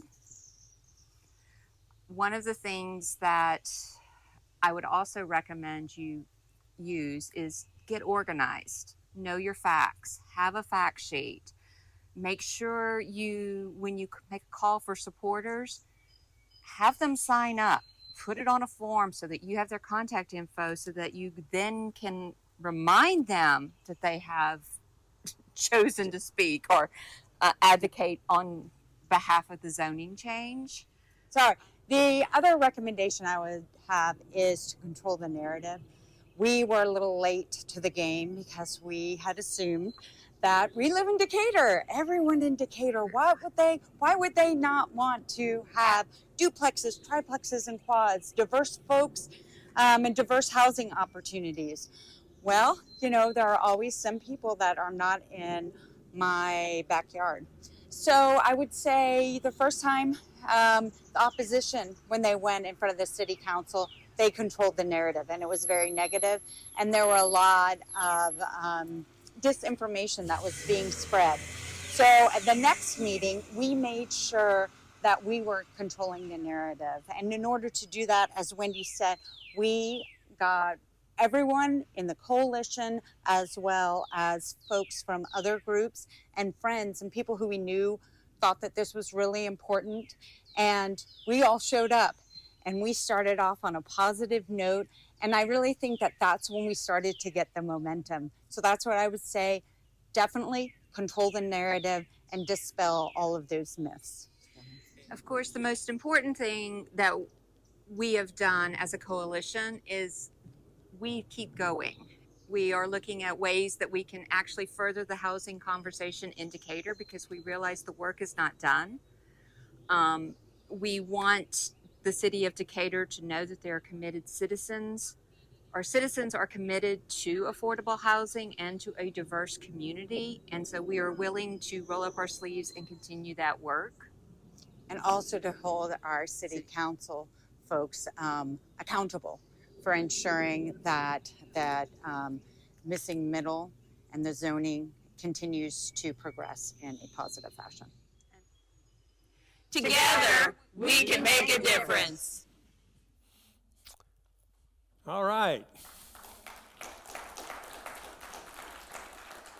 Thought that was an excellent way. Panel, please come up. It was an excellent way to get us started into this section. I love what Wendy said. It's a great way to get to know your neighbors.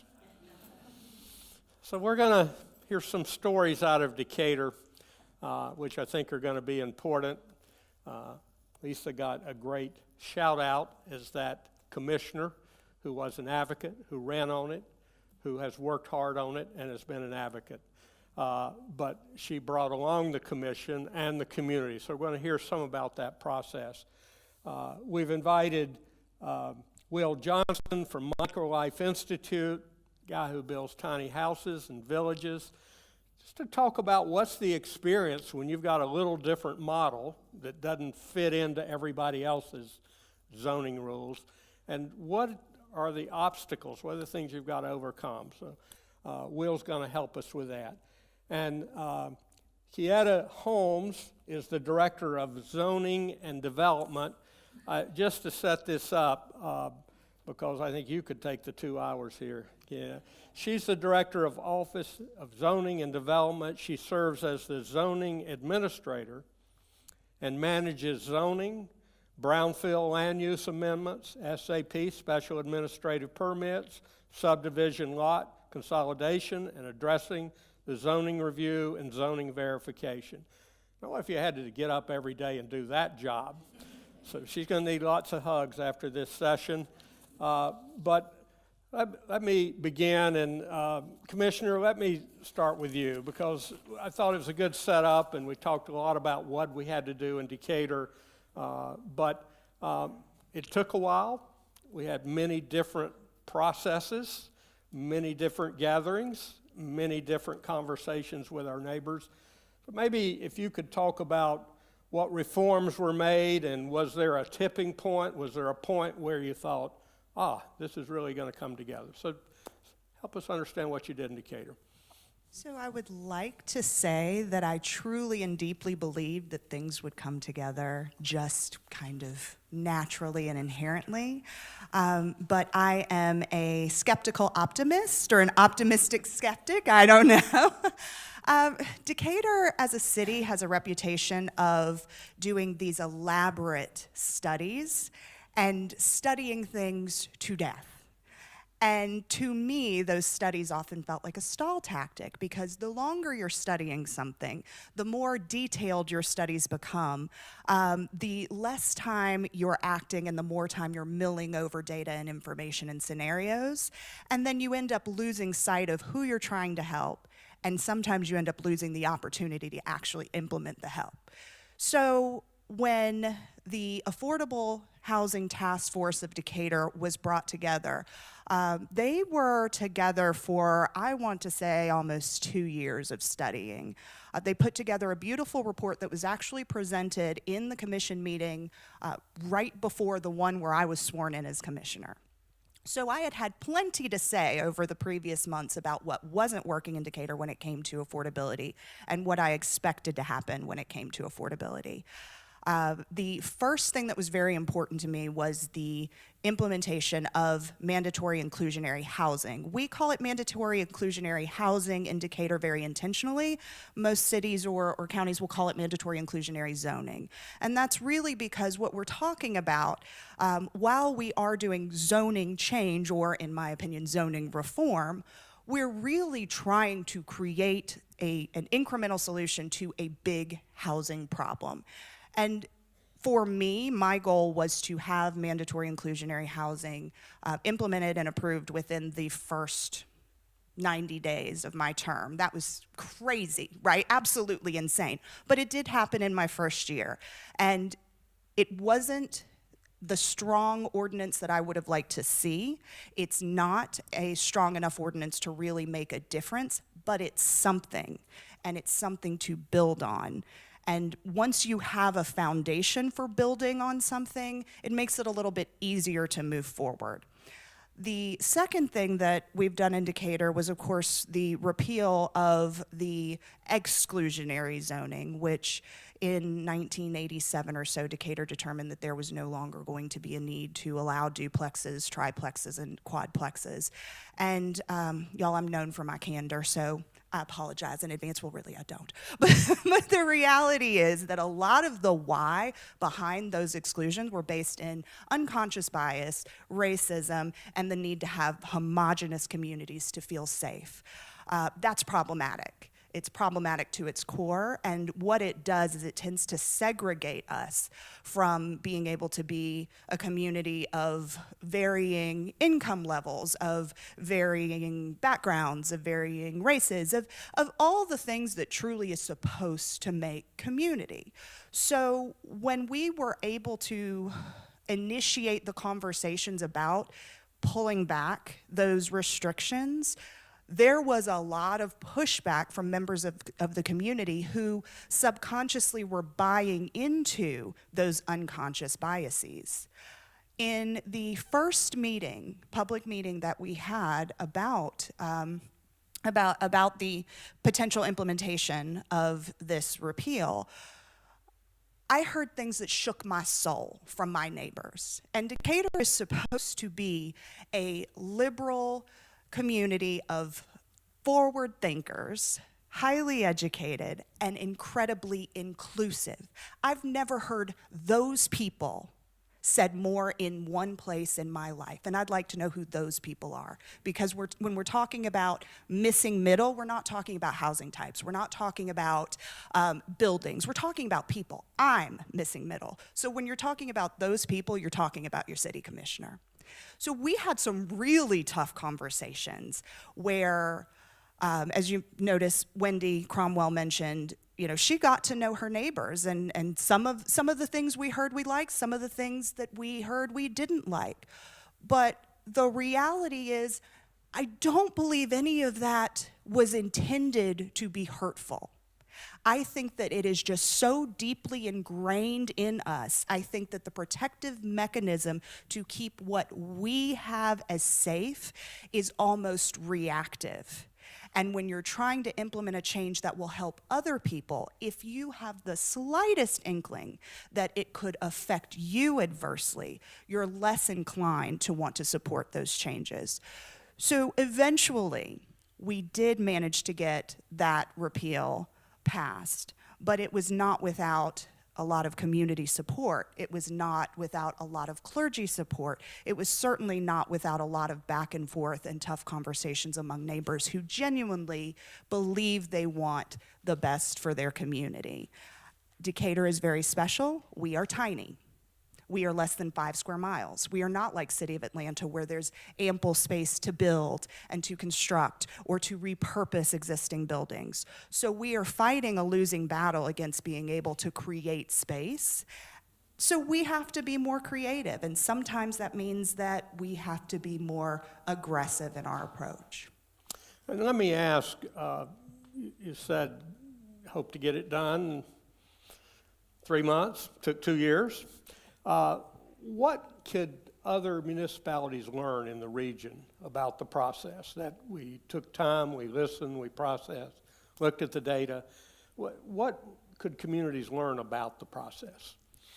Well, I think that the first thing that communities can do that's helpful is to recognize that among their citizens, the 2 D words are really scary: density and diversity. Density can be very damaging in spaces where people cannot afford to live where they work and vice versa. If you are in a city that is increasing density and you are not planning for a way for people to get to work or to get from work to home, you are going to have traffic congestion. You are going to have people who lose their jobs because they're 20 minutes late to get to work. You are going to have staffing shortages because no one wants to fool with that when they can work closer to home. And we have to really think about these conversations holistically. Diversity, not a bad thing. It's a beautiful thing. But when we think about diversity, there's been a slight tinge on the word that implies that with diversity comes an increase in things that would make a neighborhood less desirable. And desirability to me is having communities who, like Decatur, have cool festivals, who have people who are willing to volunteer, who we understand don't live in a space of privilege, who may not be able to show up to every city commission meeting or may not be able to volunteer because they're working 2 jobs or may have childcare issues. Those are the folks that provide us insight to help us grow and to help our communities grow. And so being able to, 1, make sure that we are protecting the needs and the safety of those who are less able to speak up for themselves and their needs is incredibly important in all communities. And then 2, making sure that we have informed communities so that sensationalism does not have to run rampant and we can actually have conversations about true facts, true impacts, true realities, true end results. Thank you. And we're going to come back to you. Let me ask Kieta, welcome to the Housing Forum. You know, I don't know if it was Sharon or Mike talked about we're in the middle of rewriting our zoning code in Atlanta. Tell us about that process. And I know you have to carry out the law. We got policymakers in here making the law, but how involved are you in that process? So I am the city's project manager for the zoning rewrite. Didn't want to set you up too much. I am working with a consultant team led by TSW and Caleb Rossicote. We have been in the reform business in the city of Atlanta, the formal reform business in the city of Atlanta since 2016 when we did a diagnostic on our zoning ordinance and determined that there were things that we needed to change. And so we started with 2 pieces of legislation, one being Quick Fixes Phase 1 and Quick Fixes Phase 2. And we did those 2 knowing that we were going to move to Phase 3, which would be an overall rewrite of our zoning code. And we are in that process right now. If you've been following along with us, Exactly. If you've been following along with us, we started our idea labs in 2021, and we concluded those in 2022, and then we quickly moved to our focused workshops. At the end of idea lab number 4, we kind of broached the idea of the zone string concept, and we've been running with the zone string concept as perhaps a way to describe our zoning districts. Currently, there are over 200 zoning districts in the city of Atlanta, and that is inclusive of all of our sub-areas in our SPIs. So we have a lot of regulations, overlays, all kinds of things, historic districts, all kinds of things that we have to work with. So it's very important for us to create a code that is more nimble and is easier for people to read, because we always get the question of it is uncertain. We don't know the length of time. It's unclear. And in parts it can be. So we're very focused on trying to make our zoning code very clear. We concluded our focus workshops in April of 2023, and at that meeting, I made a very long and lengthy statement. But the concluding points were, you will not hear from Caleb and the TSW team throughout the summer and into the early fall. It is because they are writing. So if you're reaching out to me and asking, can I get a comment? Can I get an interview? Can I get a? No, you cannot. They are writing. They are writing. We made a promise to the community and to all of our stakeholders that there would be no writing of the zoning code until after the focus workshops concluded. And so that's what that team is doing right now. In addition to that, I made another very important comment that we would also be doing or kicking off our comprehensive development plan, and that work will be kicking off this summer. And we made a promise to all of the 25 MPUs, we'd be going to them personally and talking to them. So we're going to be very busy. Even though you won't see the zoning team, you will see the comprehensive development team out working, because the goal and the hope is that as soon as the comprehensive development plan is adopted, then soon after we will have a zoning code that is exactly matching to our new comprehensive development plan update. So that's where we are. God bless you. What are you hearing from the community? I mean, you've been through all these hearings, lots of different configurations. So the community had a little bit of angst because we did not do it in a traditional way, or in the way that many people thought that we should. We did not talk to any individual stakeholder. We didn't talk to the housing group. We didn't talk to the parking group. We didn't talk to the tree group. We didn't talk to the residents. We didn't talk to the Buckhead neighbors. We didn't talk to Livable Buckhead. We didn't talk to anybody. We talked to everybody at the same time. And that was intentional, because the zoning code is going to serve the least of these, and it's going to serve those that have a lot. So we were very intentional about making sure that we were only hitting the points that were necessary to serve the entire community. We already have we already have a way to create affordability in the city of Atlanta. I'm about to blow people's minds with this statement. If you want to do cluster development in the city of Atlanta, there is a tool for you to do that today. Are there hurdles to it? Yes. You may have to do a variance. You may have to get some work done via some administrative changes. Yes, you do. But today, you can build a cluster development in the city of Atlanta. Can you do tiny homes in the city of Atlanta? We call them ADUs. They can't exceed 750 square feet, but you can also do a tiny home. There's absolutely no minimum house requirement in the city of Atlanta in any code, in any district that we have. So you could do a tiny home. The only thing you'll be regulated by would be building code. If you wanted to use our PDH district and do duplexes and triplexes and quads, you could do that today. You would have to rezone to a PDH, but you can do that today. If you wanted to build quads, tris, 5-unit buildings, 6-unit buildings, you could do that today, because we allow multifamily in our RG district, in our C1 district, in our C2 district, in our C3 district. You can do that today. Today. Will you have to do some other things? You will. You may have to do a variance. You may have to convince a neighborhood that where you're trying to place it is the most appropriate location, even though in their small area plan and in the CDP, it's not compatible to that particular area. We're going to check with Will here to see if he's having that experience. I wondered, Mary Norwood, City Council, you're tracking this. You're doing a lot of listening. Anything to say? Well, I want to say that one of the most exciting things is the zoning string. and what it does, and our neighborhood used it to help protect our neighborhood. People were very concerned that it was going to be used to destroy what the protections neighborhoods had, but it separated out each of the different elements. We wanted to regulate one element, and Kieta, the commissioner, did put that together for us, and we sold that because it was a way that we did not have to go through an entire master plan or an entire new special district in order to get one small change that mattered a lot to us. So I'm a fan of zoning strengths. There you go.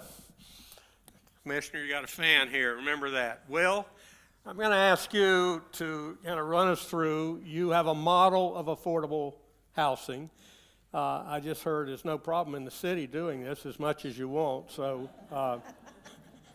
yes, that was an amazing segue, and I'm sorry, as people have seen me present, I have to stand. Nobody puts Will behind a table. Hey everyone, I'm Will Johnston, the Executive Director of the Microlife Institute. I know the word tiny has been thrown out, but I also want you to know that that's also kind of like when you say density. It scares a lot of people. So I like to say cottages, efficient homes, ways to actually design attainable living through a smaller footprint. So we've seen this amazing, someone mentioned him before, Dan Parolic. This is the Opticos missing middle spectrum of housing. This, I'm sure Kieta has worked with it as well as the commissioner. The idea is to understand how we take it from single family with the ADUs and the ability to add and create and use space well in our community and go all the way into the live work. One of the things that someone said earlier, someone said the YIMBY is not educated. Well, I would also say the NIMBY knows what they're doing. They know they have the ability to show up. They have the ability to say no. They have the prestige to be able to have the time to show up and say no. So if you are so inclined, please do look at Abundant Housing ATL. They are an amazing boots on the ground, and I work with them closely because they are helping educate folks about the different needs of housing throughout Atlanta and throughout the metro area. But I'm not here to talk about that. I'm here to talk about this. So this is our pilot project for the Microlife Institute. And those I ask who know of this project, please don't answer. My question is, who do you think lives here?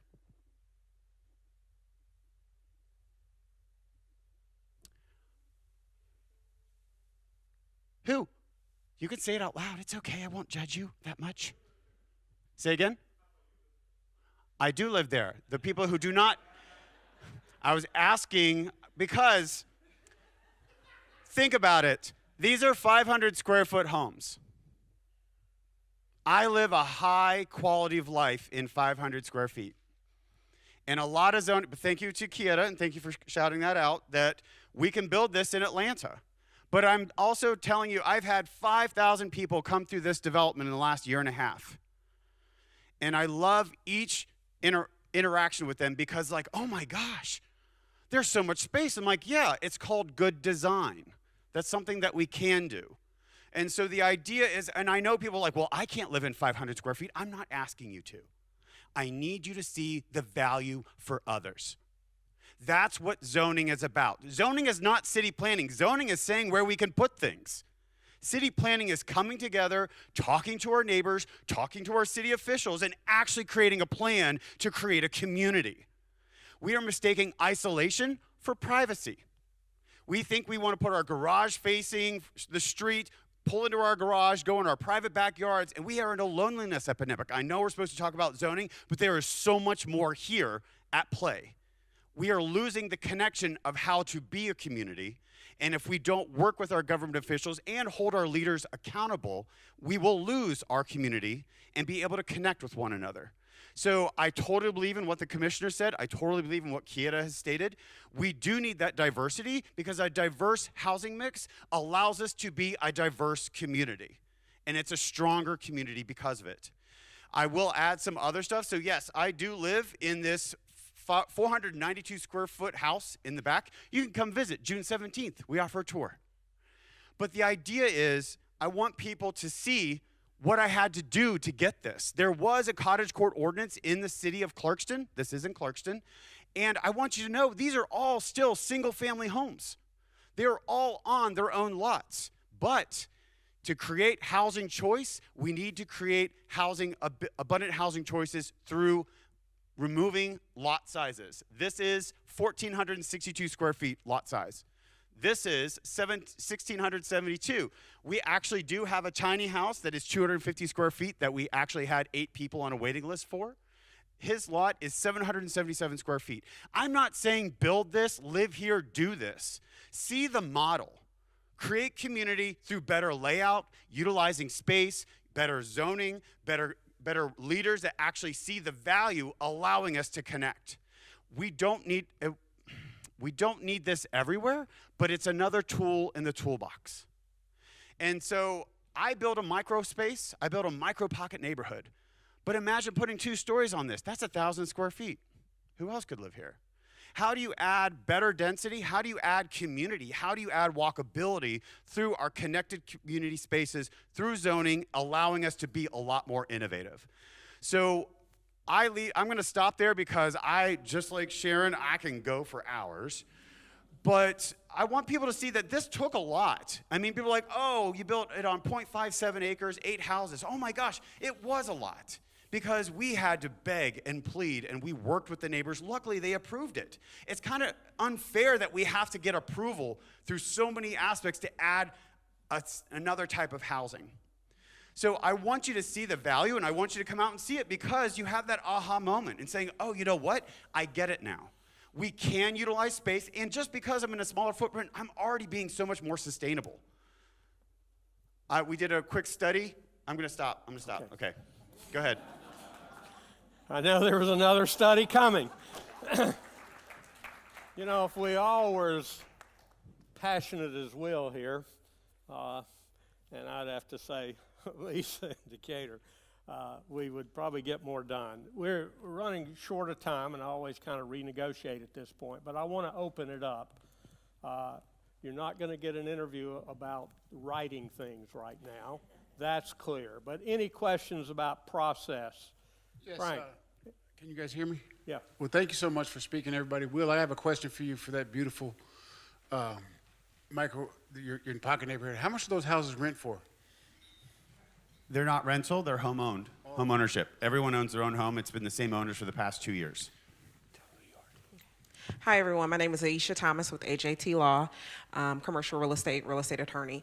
First, I want to give a kudos to Kieta. I used to work for the city of Atlanta, and I was a part of that team that did the inclusionary zoning. So I wanted to know what's the outcome of that, and also give kudos to her because I know there's a lot of talk about there has not been education, and the city offers almost monthly, because I get the emails where you can learn about zoning, how it works, NPUs, even Robert's Rules of Order. So just want to know, what's the status of the inclusionary zoning that we worked on back in 2018? Has it been effective, or?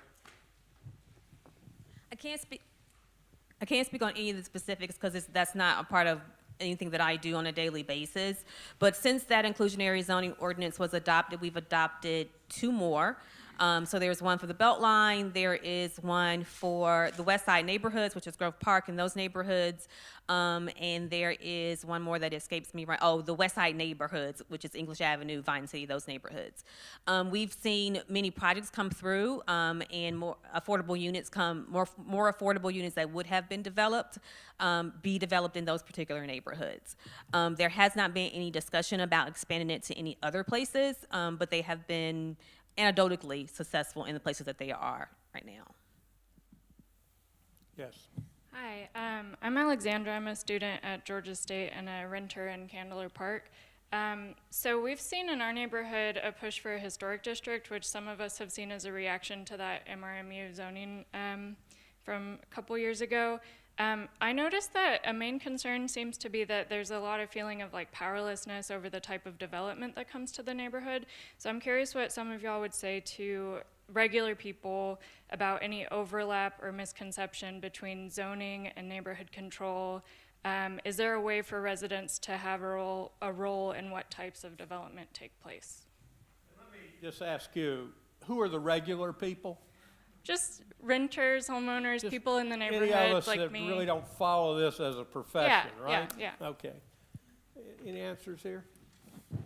So we were very intentional about making sure we had hybrid meetings for our zoning focus workshops to include all of the regular people, all the apples and the oranges, because we know that it's very important that everyone has a voice.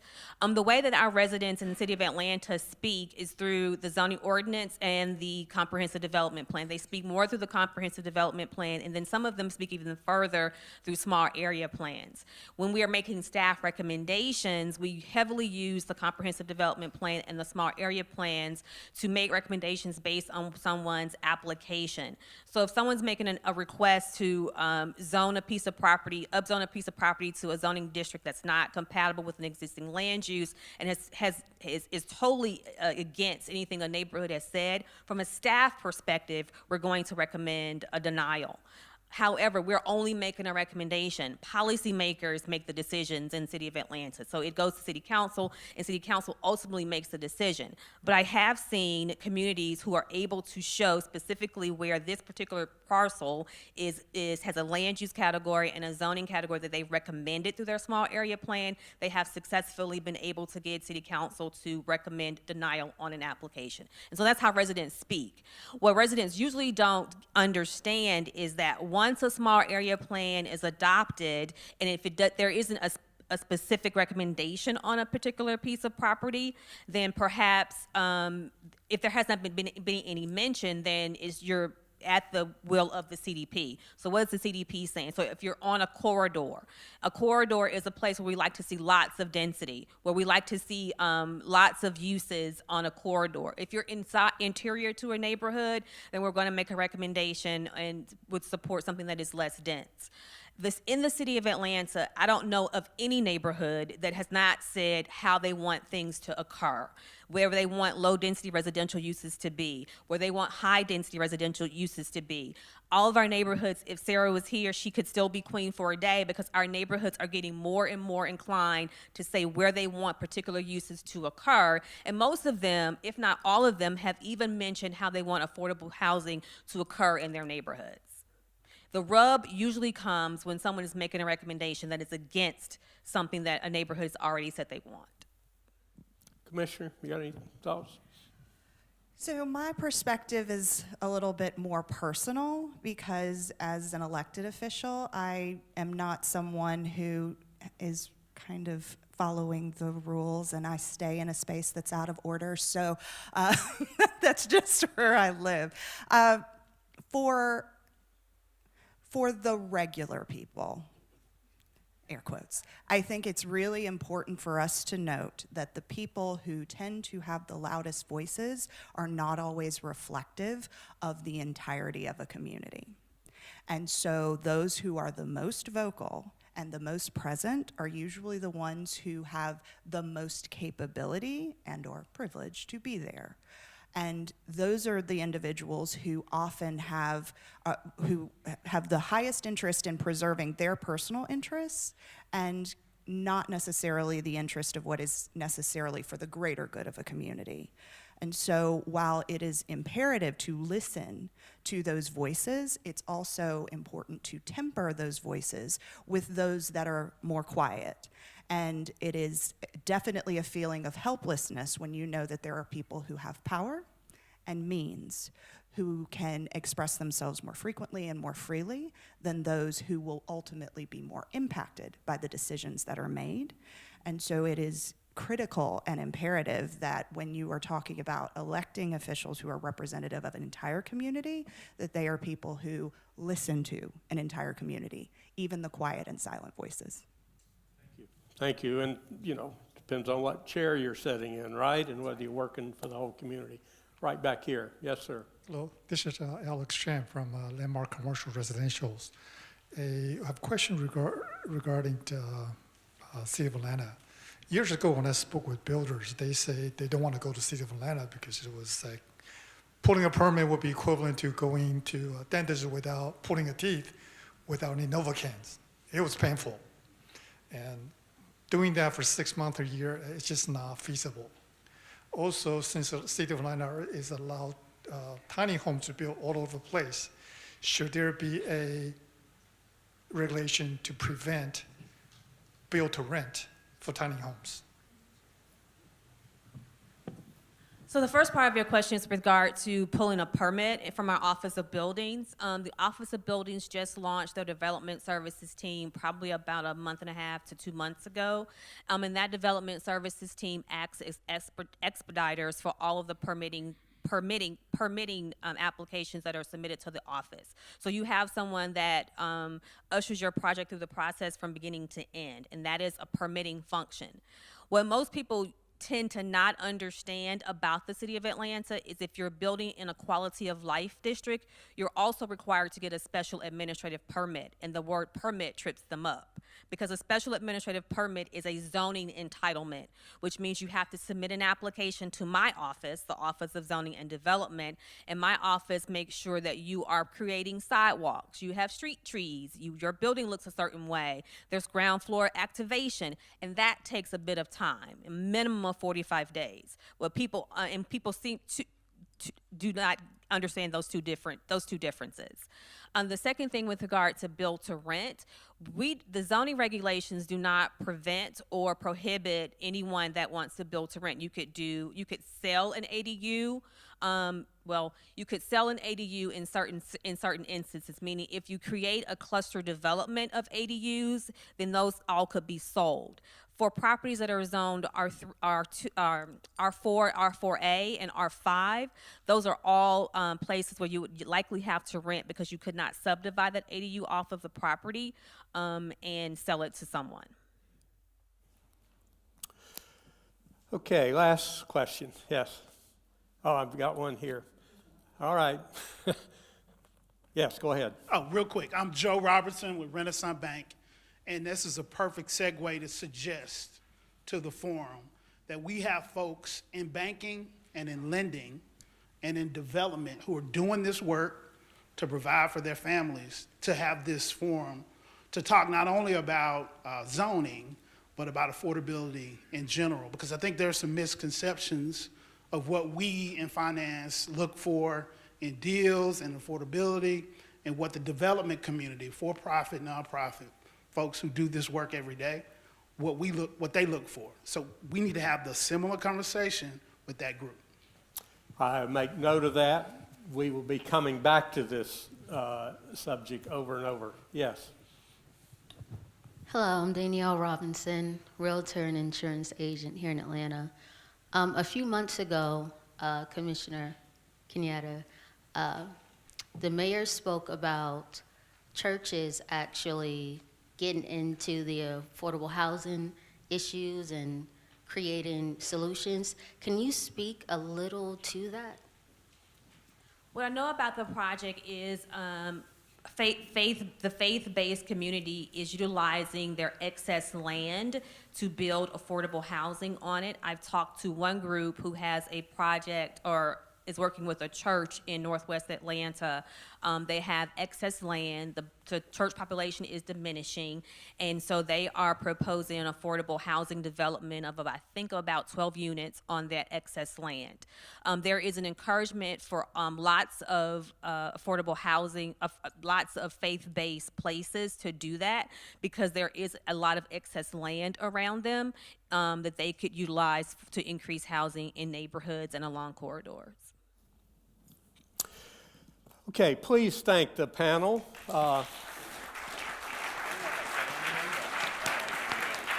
have a policy maker who is sensitive to hearing all voices. We have the commissioner here who's got to make all this work, and we're in the middle of rewriting the policy. We have a passionate developer over here who's giving us a new model to look at, and we're going to probably come back to this subject again to look at many different models that we're going to look at for the future. So let me just finish up with just a few comments. Sarah Kirsch, I think if she didn't say this, it came through.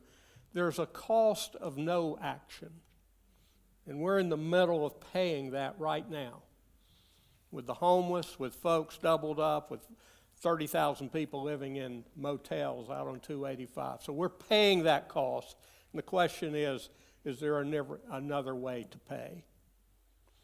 The question that Sharon asked, what are we solving for? And we've got to keep coming back to that question over and over again. And I think Will probably stated it best. It is to build community, to build trust, to build a sense of connection. But we have to keep asking the question, what are we trying to solve and who are we trying to solve it for? Larry, your opening comments about it's got to get below 80%, 60, 50, 40 if we really want to house folks. Key point. Mike Dobbins made the point. It's got to be comprehensive. There's no silver bullet here, that everything's connected to everything else. The point that was made several times, zoning and changing zoning law does not guarantee affordability. Now, we're focused on affordability in this particular forum. You know, ARC has forums, the city has forums, but we need to be clear that if we're just talking about zoning, we've also got to put in the affordability part. That's what we talked about in Decatur quite a bit. That there are many 5% solutions. Many 5% solutions. There's no 90% solution. It's got to be comprehensive and looked at from many different places. We have to make things clear for the regular people, for all of us who aren't nerds studying this every day and going into Neighborhood Nexus trying to understand the data. Citizens have to understand what's being proposed because often the first reaction is fear, and I don't want that. So it takes time for folks to have their say and to listen. That we've all got to be involved, educated, and have a voice. And if we're ever going to have a voice, we need to have it now because we've got new leadership that really is leaning into this, from the mayor to the city commission to the commissioners. This is happening in our region, and we've got some good leaders. So we really need to have a voice and support those folks. Passion, commitment, sustainability, and taking the long view. We've been doing this for many years, and we'll be doing it for many years going forward, because what we're talking about is creating a city for all people, where everybody belongs, where our diversity in a community makes it stronger. So I thank you all for continuing to show up at the Housing Forum. We'll continue to have this conversation. We'll have the finance people back next time because it all comes back to money. Thank you very much. Thanks St. Luke's, George Bergen, the producer, ANDP, and ARC, which hosts our group. God bless and have a good week.